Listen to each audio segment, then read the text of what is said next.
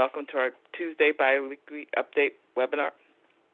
I'm Yomika Bennett, the Executive Director of the New York Charter Schools Association.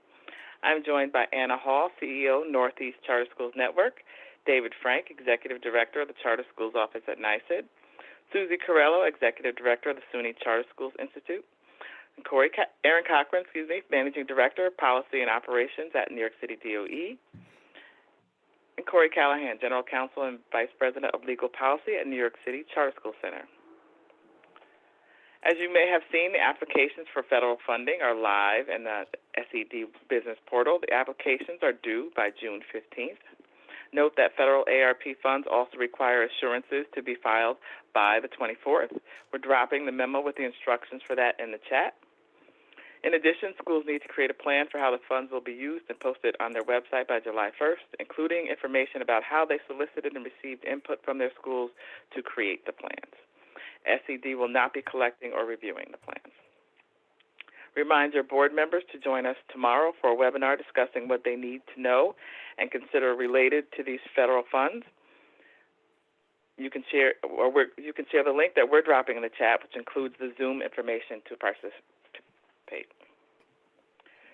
Speaking of boards, the Open Meetings Law authorization for remote meetings has been extended through June 16th. Again, I'll just repeat that. It's been extended through June 16th.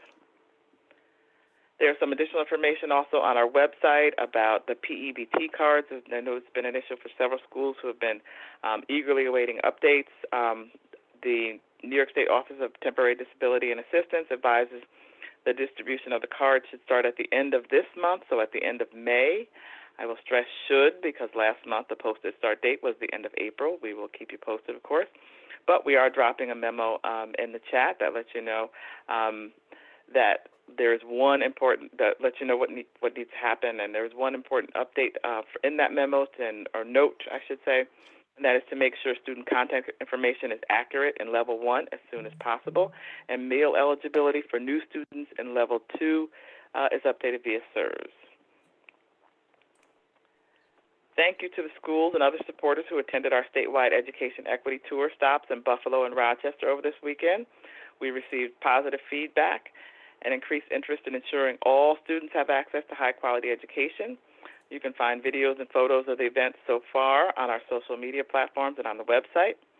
We will be in Brooklyn and Bronx this weekend and in Albany on Monday. Please come out and support the effort, spread the word, share information on your social media platforms, follow us, tell friends, family, neighbors. We're fighting for education equity across the state. We need you, your school families, and communities to make some noise and get involved. There are, as I said, more information on our website. We dropped the links in the chat. We have a 9-point platform to help protect students and increase access to good school. What you need to know as well is there are bills in the legislature that would prevent grade expansion for charter schools and that would impose moratorium in specific cities as well as a statewide moratorium. Those bills need to be watched and stopped. We need advocacy on those bills, so turn out, turn up for us. We want elected officials and policymakers to fix the broken system and allow good schools to flourish. Again, I'll repeat, for more information on these activities and tour stops, look in the chat for the links to the flyer and the website. If you want to speak at any events in your city, call or email. Let us know. We had great student speakers as well as spoken word artists. If you know a student or a group of students to recommend for the event and that you would like to see there, please contact us about that as well. That's it for the association updates. Welcome, Susie and David. Lori could not be here with us today. Do you have any updates for us? David, you're unmuted, so we'll start with you. Great. Hi, everyone.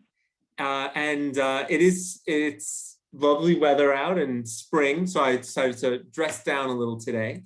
But to get to business, the deadline for staff reports has been extended to May 28th, allowing schools additional time to submit 3 staff reports: the staff snapshot, the staff assignment, and course instructor assignment. If you're keeping notes, the one thing you need to remember is work with your regional information center, or for New York City, that would be Eastern Suffolk BOCES, in order to complete this important reporting requirement. We also, there have been a lot of memos coming back and forth being sent your way, particularly around the CARES Act and the Rescue Plan.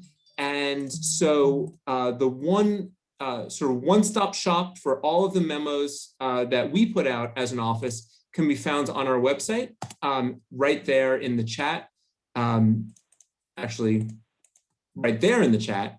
And so if you maybe missed a memo on ESSER, or you're dying to read the memo on the Snow Day pilot program, you can find it all on that link. The Board of Regents have also been very busy, as I'm sure that you saw from the State Association's roundup, but just a few brief highlights. One is that emergency COVID-19 teacher certification period was extended. And so I know a lot of schools were worried that prior regulatory action didn't cover teachers in charter schools. Well, this actually does. And so now the validity period for emergency COVID-19 certificates has been extended from 1 year to 2. And there's a lot more information on the SED website. The last thing I'll say, I'll reiterate, is that deadline of May 24th for each LEA, including charter LEAs, to submit their signed assurances to SED. Don't wait until the 24th. There's no better day to do this than right after this call. So go in, look at those assurances. The memo, I'm actually, although it is on the website that I sent you, just for good measure, I will link to, although I know, I think Yomika did already, there is the memo you need to look at. So that being said, I'll turn it over to my colleague, Susie. Thank you, David. Hi, everyone. Good to see you. Wanted to send out a big thanks for everybody that joined us at this week's Accountability FAQ&R. We did hear from a few leaders that they had not received the invite. So if you can make sure you're on our list, you can sign up on our weekly newsletter by visiting our website. It'll be on there, as well as make sure to update your school's contact information in Epicenter, because Mike pulls from that as well. Ralph asked me just to say a little bit as a reminder. There was an incident, unfortunate incident, tragic incident with a child after bullying. And just as a little reminder that charter schools do have ultimate authority over the safety of your students, and you know that. And so if you feel like you want to call an ambulance or have a parent take a student to a doctor, the school is completely within your authority to do that if something happens at the school. And a good reminder from Ralph that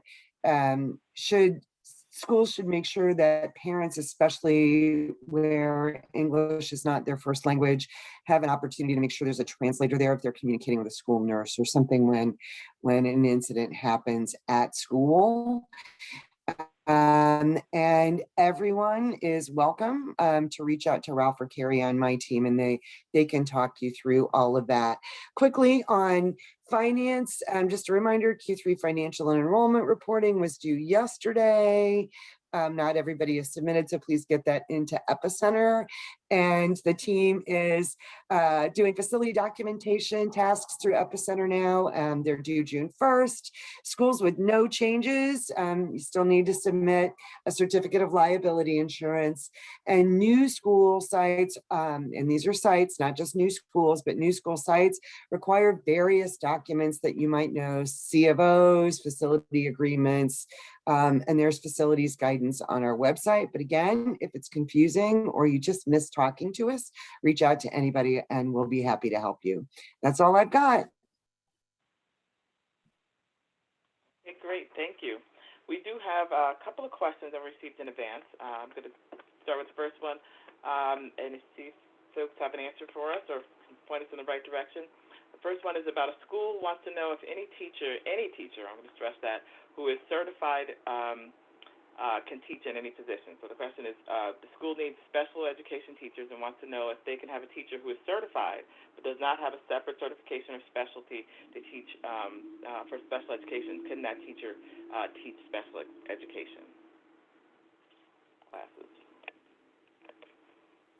David, I'm looking at you. Yeah, I can answer. So Great.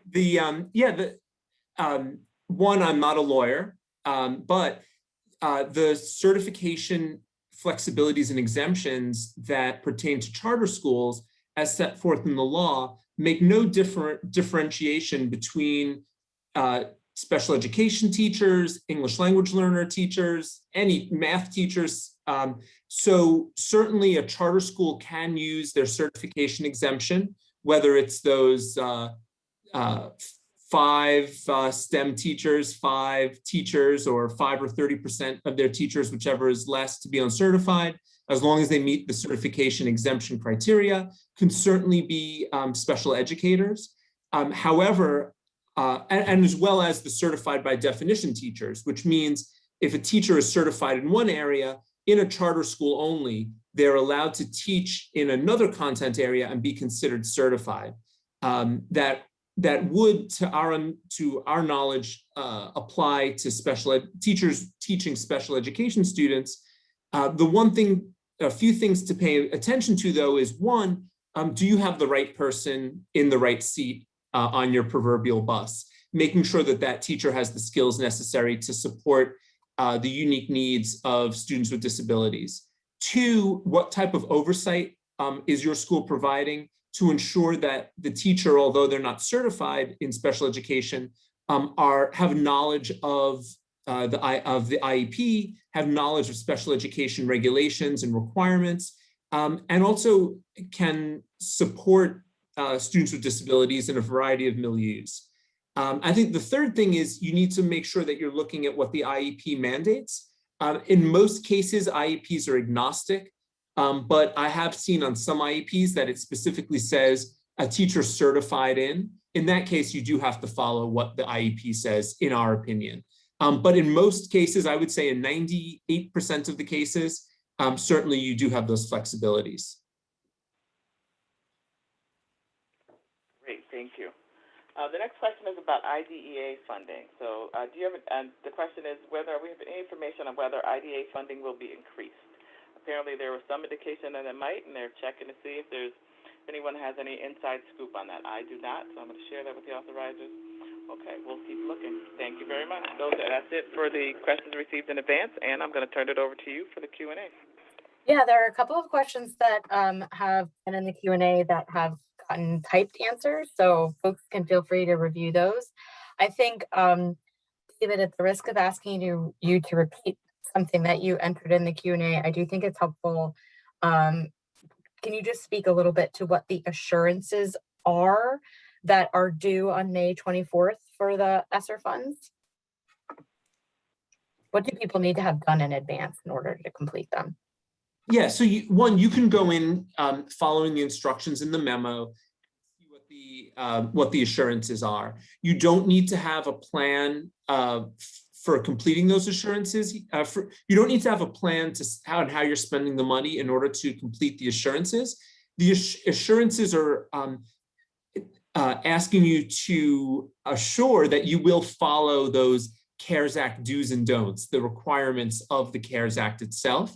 There's also, my favorite is there's an assurance that you will not text and drive in either a personal or professional capacity, which I'm like, it's a federal requirement though, to put that in there. So there's that one. But, practice. Yeah, it is. Be warned, everyone. Yeah, I did look at the assurances, and actually a colleague of mine texted me and said, seriously? Yes, I'm serious. But certainly look at those assurances, and I think you'll find that it's, it'll give you sort of a better idea of what those do's and don'ts are of the CARES Act. But we do need those by the 24th, and don't text and drive.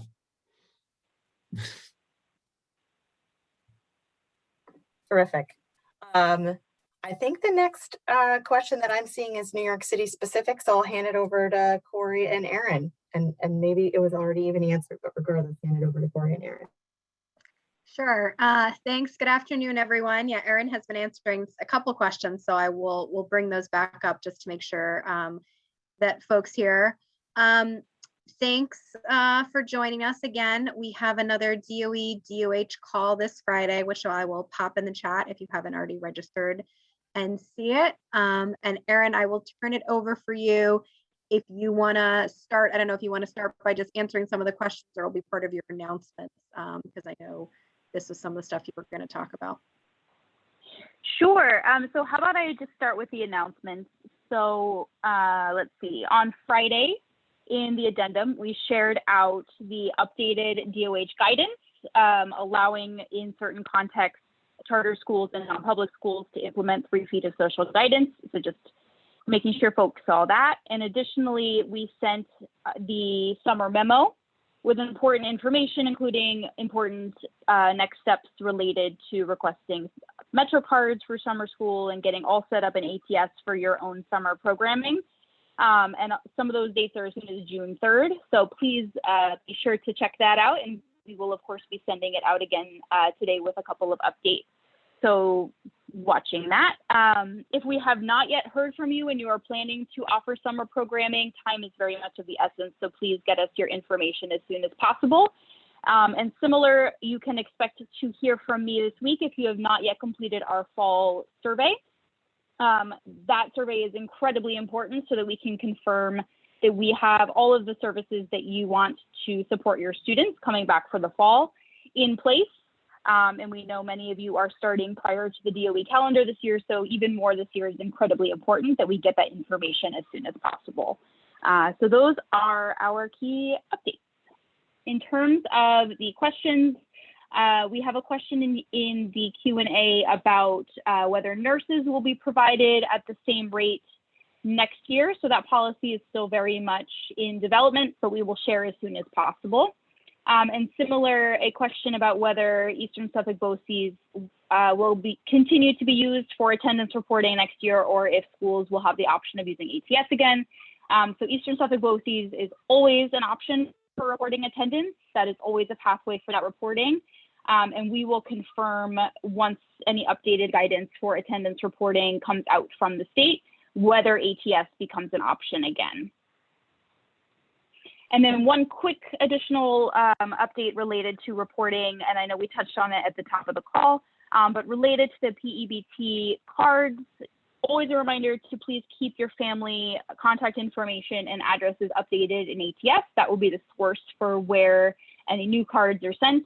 And then similarly, always a good idea to confirm that the FERPL information for your students in level 2 is up to date. And if it's not, reach out so we can support. Great. Yes, I wanted it to be clear that the schools that are not their own SFA but go through DOE, it's really in ATS. You need to make sure that you have the updated parent information and addresses. Is that right, Erin?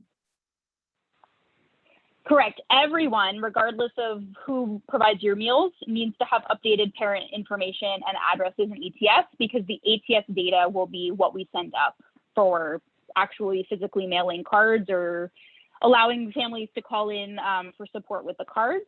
And then, yes, if you are if you receive DOE school food, we are a universal meal system. But if you are your own SFA, and you are not a universal meal system, you would need to confirm that each student's eligibility for FERPL is up to date in level 2. And Erin, you might be getting to it, but I think some folks are asking if you could send some links for the fall survey and summer programming, as well as a link for the new Department of Health guidance. And if you don't have the Department of Health, I can grab it in a second too.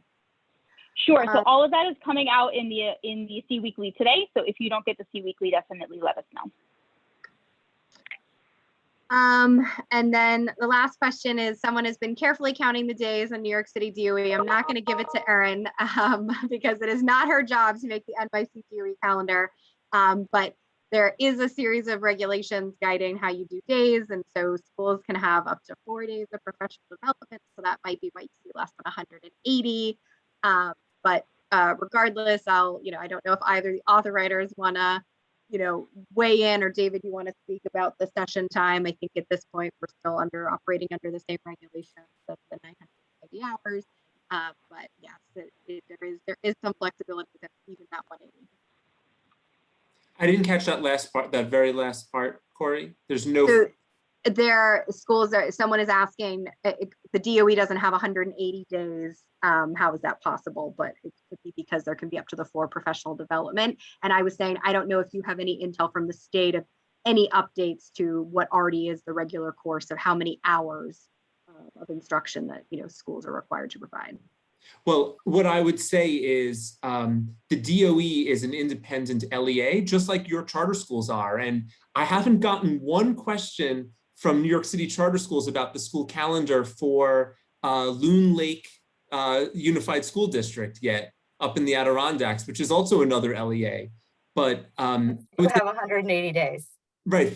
Focus. I would say focus on your own LEA and adhering to not only the bare minimum, but I know many of our schools have more than the 180 days, which is particularly important given the to ameliorate the effects of the pandemic. But certainly schools should pay attention to their own calendars, would be my advice.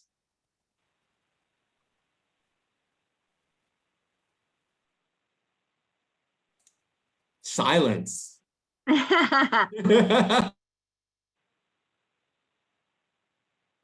Corey, I don't know. I think you hit 2 of the questions that are in the Q&A, and another one, while it's New York City based, it's one we've heard from a couple of, you know, from lots of places across the state in terms of schools having autonomy to schedule remote days within a larger fully back to school plan and have them count. Everything that I know, Susie, David, Corey, Aaron, is that that's still TBD about whether or not there will be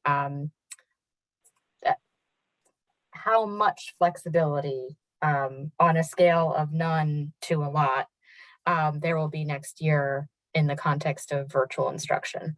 I don't know if folks have other either information or perspective on that, but I think it's TBD. Yeah, I mean, we're really waiting for word from the executive, but there also was that some flexibility around that snow day pilot that we sent out. And so you can go to our website and you can check out the memo on the snow day pilot. But I would agree with Anna. It's a to be determined. It's a hot topic of conversation. I have this conversation a lot. And I know we all think it's best for kiddos to be back in school, but right now it's still TBD.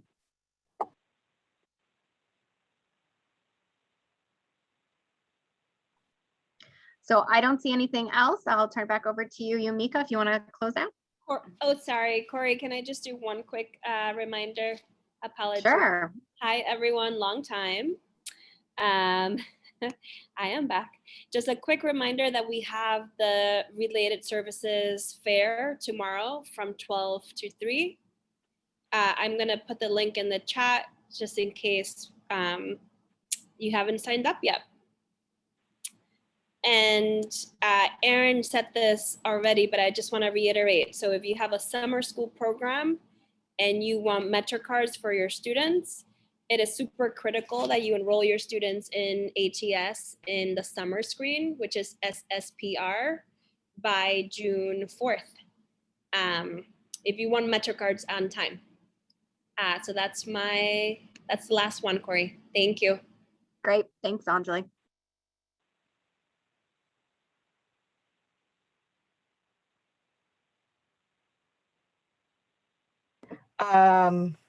And we have a flurry of last minute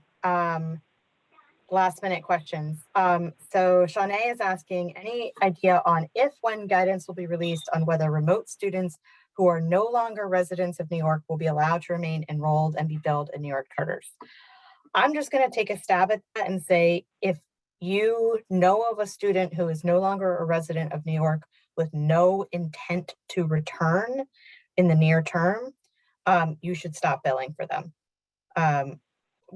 Whether or not you allow them to remain enrolled because potentially they're coming back and you don't want them to lose their seat, I think that's a little bit more of an internal decision, although complicated. And I'm thinking out loud here in terms of you would be giving up that revenue, right? Like you couldn't enroll an additional student in their place and still consider them enrolled if you're not billing for them. But if you know that a student is not a resident of the state or the town or any of the towns that your schools serve, and they have no plans to come back, you should absolutely not be billing for them.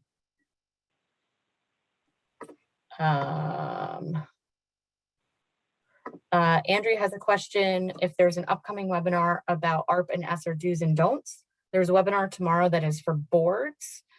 So depending on what specifically you're looking for in that content, it may or may not be what you're asking about. I think that for many school leaders or folks who've been really following along with all of the guidance and the timing and the memos, it will probably be more basic, and it is a governance. It does have a governance component to it. And we know that folks are anxious for more guidance, and we're waiting. We had been waiting ourselves for some of that to be released. Now that it's been released, we're happy to put together some additional thinking and have been talking with folks who are also interested in a forum to hear what other schools are thinking about doing with the funds. So stay tuned. We'll get something out before everyone falls off the end of the earth at some point in June, different dates for different people. And please, in the meantime, let your boards know about the webinar tomorrow. We hope it will make things easier for you in terms of questions that they may have and just doing some level setting with them. And Erin, it looks like you have one last question that you want to field. Sure. So thank you, Jonathan. This is a great clarifying question. The question is, are the summer and fall planning surveys only for DOE authorized charters or for schools under all authorizers? These surveys are for every single charter school that operates within the boundaries of New York City. And this survey allows us to be able to provide you the services, Metro cards, busing, school food, nursing that you expect to receive from the DOE. And without your responses to these surveys, it will prevent us from being able to get you set up in all of the various systems that you need to be set up in. So it's really, really critical that we hear back from folks as soon as possible on these surveys.